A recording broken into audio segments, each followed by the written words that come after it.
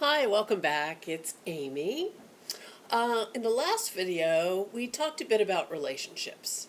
Today, I'm going to add the love component and talk about that too.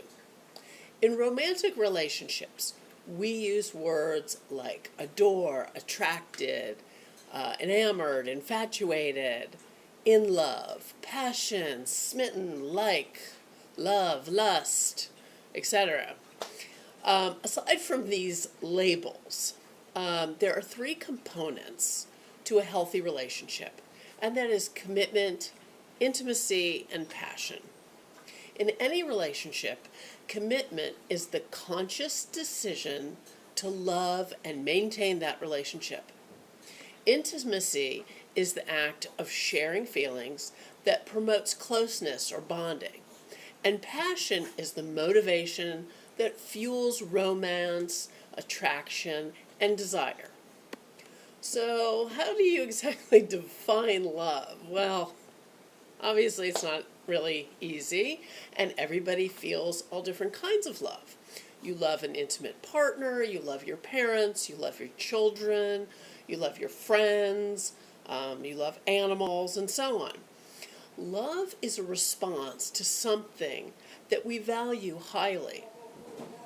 With this feeling, one is able to express joy, pleasure, gratification, fulfillment, and sometimes even feelings of hurt or anger. However, love is more than just an emotion. It is also a judgment or an evaluation of an action. The first thing you recognize about an emotion is that there are value responses. So, what about this love at first sight? Is it fascination? Is it attraction? Is it passion? Well, these feelings can be very real and very powerful, but they are not love. Because you can meet someone and you can have an immediate sense of familiarity or fascination. It's not entirely uncommon. However, you need to understand that those feelings will need to be validated over a period of time. That will enforce to you the concept of love.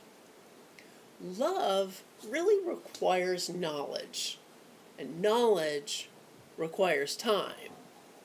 So, what is immature love? It starts with not perceiving your partner in a realistic way.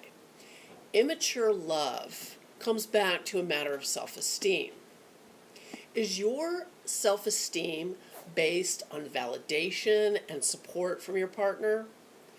The stronger your self-esteem, the less likely that you will see differences between you as being threatening. Differences can be complementary, and they can contribute to a successful relationship if you value the differences between you. For these differences to be complementary, they have to contribute to the relationship, and it dismisses the concept that opposites attract. For example, a person with very high self-esteem is not going to be a good match for somebody of very low self-esteem. Somebody who is of very high intelligence is not going to be a good match for somebody of very low intelligence or of lower intelligence. These traits are not mutually stimulating. They don't contribute to the relationship. Another thing to realize is that love is not omnipotent. This means that love is not so powerful that it will save you from a disaster or rescue you from danger or keep you from experiencing feelings of love of sadness or of hurt or even of disappointment. That's all great for the movies, but it's not reality. Love does not ensure wisdom or problem-solving skills, and it does not produce self-esteem. If you believe that love offers you things, then you have it all wrong. Love is what you bring to the relationship. Love doesn't define you, love doesn't fix you, and love does not make you something. Love is there waiting for you to make it whatever it is or whatever it can be. If you believe otherwise, then you are not ready to have a healthy, mature relationship. So, do healthy relationships last forever? Well, no one will live forever to find out. But a loving relationship will not necessarily last forever. New goals can emerge for one or the other person in the relationship.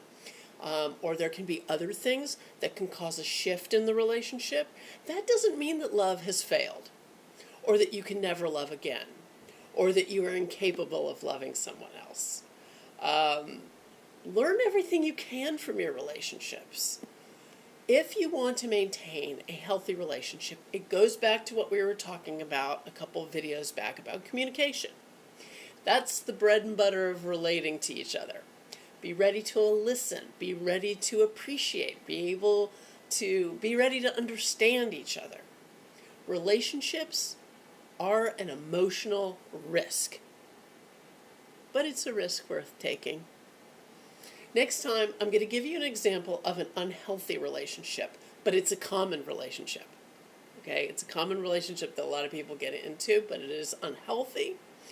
And I'm going to talk to you about that. And I'm also going to review some basic guidelines for a healthy relationship so that we can wrap up this module on interpersonal relationships. So, until next time, please feel free to subscribe to this channel and to reach out to me through this channel or on Facebook or on Twitter or on Instagram. I welcome your questions, your comments, and even your very loving criticism. All right? And until next time, be well.